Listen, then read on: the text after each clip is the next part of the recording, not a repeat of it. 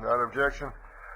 Move to item 3, public and consent agenda comment. This is the time set aside for citizen presentations related to matters not appearing or on the agenda or for the consent agenda. Anybody wishing to speak now, come forward. Seeing none, we'll move to item 4, board comments. Time for comments by board members on matters they deem appropriate. Anybody?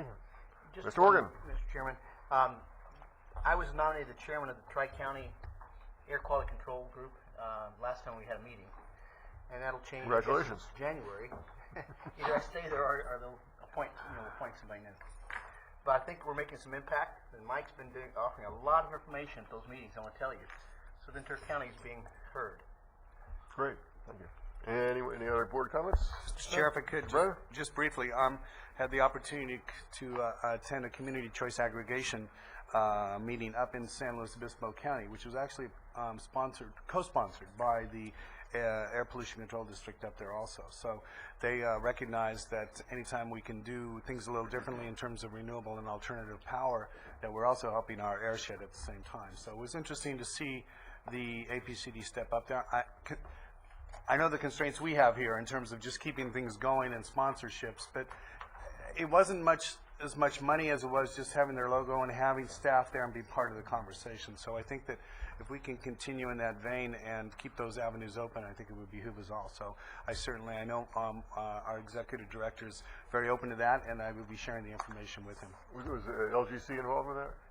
Actually, it was they sure were. Yeah. Yes. Yeah, it was a good partner. Mr. Chairman, I want to add to that a little bit, in that in order for people to become more aware of what APCD does, the next time we have our meeting and elect chairman, I'm going to bring up the issue that we put the chairman, whoever gets elected, into the paper, but that's just a prelude to an article of what we do and what's going on at those meetings. So they can see that there's a lot going on with these air quality control things. So I'll make a suggestion. And just one last comment. I had down there the other day at the beach. I didn't get quite the name of the boat, but I'm going to figure it out. It's the only one going out of the harbor, just spewing smoke out of it. I said, now that's one we got to get in here. So I'm tracking it down. It went out on Monday morning, and I think it's coming back tomorrow. So and that's Ventura Harbor we're talking about. Ventura Harbor, yes. And I'm certainly going to go down and let them know the APCD has a repowering program. Thank you. Mr. Flynn. Yes, I do like Mike Morgan's idea. I think it's very important. I can't remember, correct me if I'm wrong, ever seeing, hope there isn't one today. Is there a reporter here? Nope. I've never seen a reporter. Is there? I've never seen a reporter in the meeting here. And yet this is such an important function. This is when they take their lunch break. Any other board comments? If not, we'll move to item 5, closed session. We're going to take the closed session now, Mr. Villegas, or it's on the agenda. We'll, without objection, we'll do that later. Then we have consent agenda, item 7. Move the approval of consent calendar. Without objection. Move to the regular agenda, item 8, approval of APCD revised legislative platform. Mr. Villegas. Chair Sharkey, members of the board, I'm Mike Villegas, Air Pollution Control Officer. On January 10th, 2006, your board approved the district's current legislative platform to deal with state and federal legislation related to air quality. On October 9th of this year, your board approved the Climate Change Action Plan for the district. And one of the components of that action plan was to revise the district's legislative platform to authorize the district to support state and federal legislation addressing climate change. Achieving meaningful reductions in anthropogenic greenhouse gas emissions is going to require legislation at the state and especially at the federal level. District staff proposes to revise our existing platform to support legislation to reduce greenhouse gas emissions in a cost-effective manner that is also protective of public health and air quality. Staff also proposes to support legislation that would provide necessary funding if the district was required to implement any of the greenhouse gas programs. These revisions are shown as new items 18 and 19 in the district's legislative platform, and they're denoted and underlined. And I believe this item is extremely timely. Recently, Senate Bill 2191, which is the Lieberman-Warner Climate Security Act, was approved by the U.S. Senate's Environment and Public Works Committee. I believe that was on December 5th.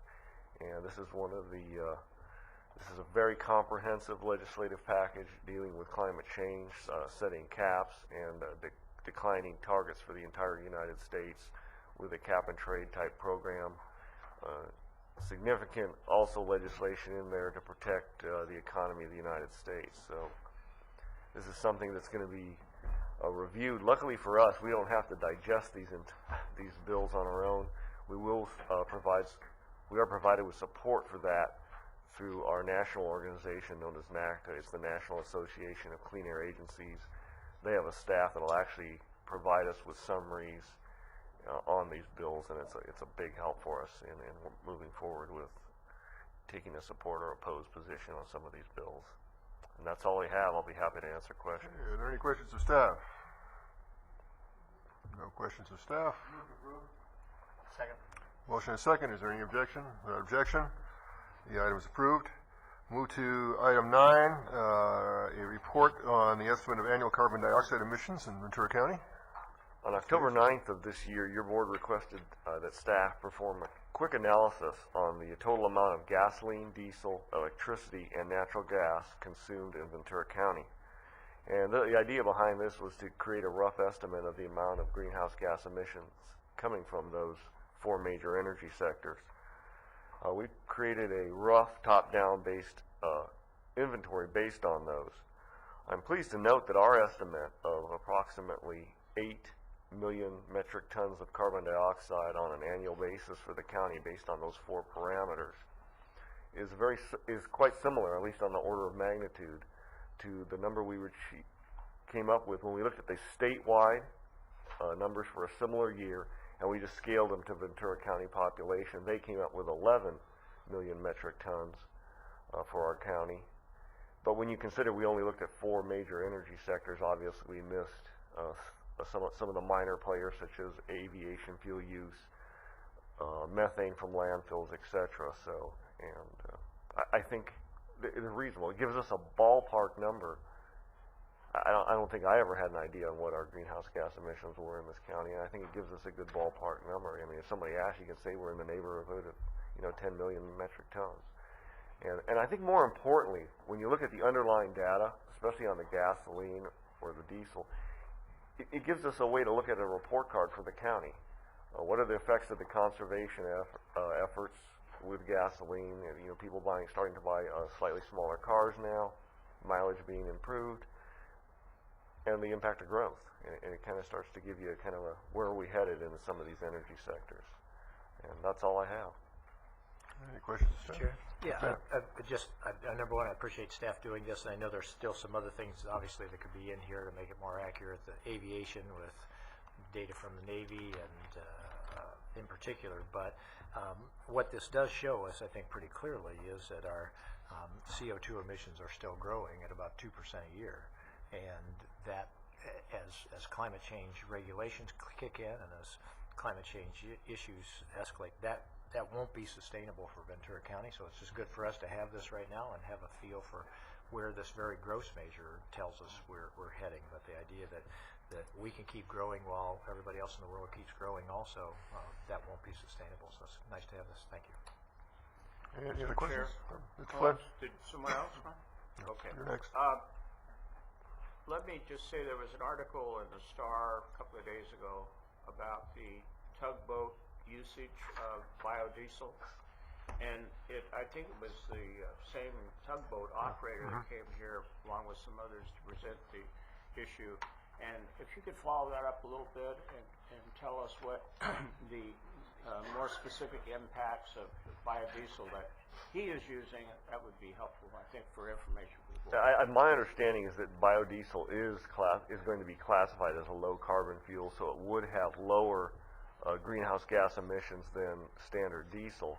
And one of the things that the air districts are urging the California Air Resources Board to is to finally come up with, one, regulations for biodiesel, and what is it, and what should it be. And there's also been this concern that there could be a slight increase in the nitrogen oxide emissions in some diesel engines using biodiesel, which currently, when you look at the National Biodiesel Board website, they don't encourage it for use in ozone non-attainment areas. But there's been other data, some by our local, some researchers right here at Port Hueneme at the Navy base, showing that there might not be a NOx disbenefit. In other words, there could be a slight decrease or no change at all. So that's something that the air districts would really like to have nailed down. I would appreciate that kind of information and even discussion with the people that are using it at the Port of Hueneme. I know they're very pleased with it, both the operators and Tidewater Marine. Maybe we could do a field trip.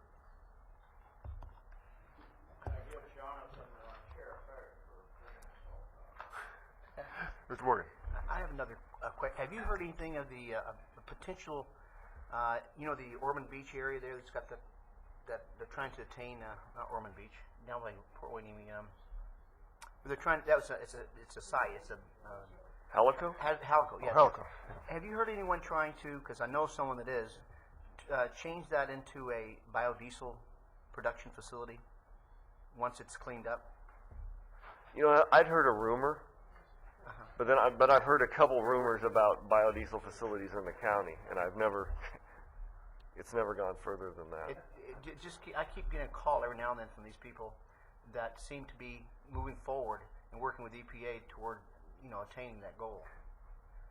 And would that be good? Would that be acceptable for this county? I mean, do we like that kind of a operation there rather than something else? Well, I think any operation, be it any manufacturing biodiesel, I mean, it's going to have to meet our obviously air quality regulations, and then the local planning jurisdictions. It's going to also have to pass muster with that, whoever's city that one's going to be down there. Mr. Holden, you want to chime in on this? Actually, there's a lot of discussion on that side, the liability determinants is that I'm sure the city went away on any potential use. That's why I brought it up, Mr. Holden, because there are people moving that direction. Well, the biggest issue right now is the Superfund site classification and whether or not they're going to have to remove all of that slag or be able to encapsulate it. Right. Right now, it's just a big morass of finger pointing until they can actually get it on the Superfund site. That's what's on the priority list for it. There's been, I think, 2 attempts by the private sector to come in, clean, and reuse. But both of those involve either residential or resort type development. So both of those. Near the sewer plant? I'm sorry. Near the sewer plant, the resort development? Right. Okay. Their odor control technology is actually quite good. I don't know what they have to the south or north of Hueneme with the resort area. Well, our sewer plant is odorless. There you go. Any other questions of staff? We have a recommendation to receive and file. Is there a motion? Okay. Motion second, without objection. We'll receive and file. We move to item 10, which is approval of the general salary and market-based adjustments for management confidential and other unrepresented employees. Good morning. Good morning. I'm Barry Zimmerman, the Director of Human Resources for the county, and as a matter of procedure, in October we went and adjusted the management resolution for county employees, of which the APCD employees fall under the umbrella of that. However, it's your board that authorizes the actual movement of the recommendations that were done with the management resolution. We are proposing the same movement and general salary increases as we gave to the general managers of the County of Ventura. That is a 3.44% general salary increase. That is a modest increase. Comparative around is what we're seeing. It was basically done on derived on where the labor market's moving in general is about average about 3 to 5% throughout the state at this point in time. In addition to the general salary increase, we increased the flex benefits amount from $248 a bie-week to $260, which is just around a 5% increase to keep up with the cost of medical inflation. Our medical rates did increase from the average around 4 to 9% for the HMO product, so this does compensate for some of that growth in that cost. Overall, it's a modest increase, but deserved direction for the management employees. So if you have any questions, Any questions of I'll staff? be happy to entertain that. Mr. Ford? If I can ask, so, we understand the increase, but you're not recommending we give any more money to the, which I like that, you're trying to make them be more effective, right? So, He's tough. But I think that's a good idea. We should probably see if we can make it within the budget. Okay, any other questions or comments? Let's see, pleasure of the board. Motion and a second, is there any objection? Without objection, motion carries. We move next to the correspondence, agenda items 11 through 14. Are any questions or comments? Without objection. And we now will have remaining the closed session. May we have the announcement on that? We will not have an announcement out of that, and we can adjourn out of the closed session. Okay, we'll recess to the closed session and wish everyone a Merry Christmas.